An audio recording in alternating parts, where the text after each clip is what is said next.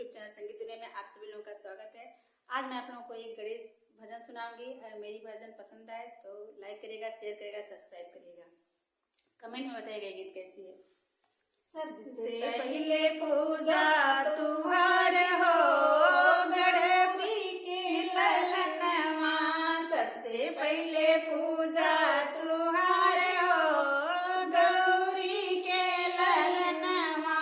शंकर से पहले गौरी से पहले, शंकर से पहले गौरी से पहले, सबसे पहले पूजा तुहार हो गौरी के ललनवा।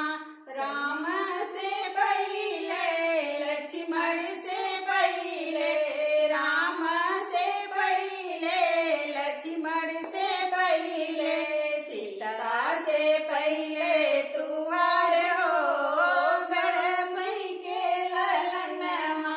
सबसे पहले पूजा तुहार हो गौरी के ललनवा। सूरज से पहले चंदा से पहले, सूरज से पहले चंदा से पहले, तारों से पहले तुहार हो गौरी के ललनवा। तारों से पहले तुहार हो गौरी के ललनवा। सबसे पहले पूजा तुहार हो गौरी के ललनवा।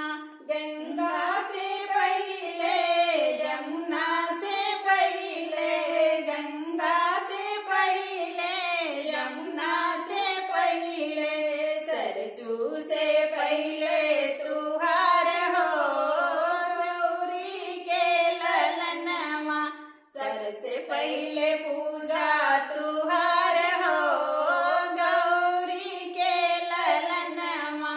राधा से पहले रुक्मिणी से पहले, राधा से पहले रुक्मिणी से पहले, ललिता से पहले तुहार हो गौरी के ललनवा। सबसे पहले पूजा तुहार हो गौरी के ललनवा।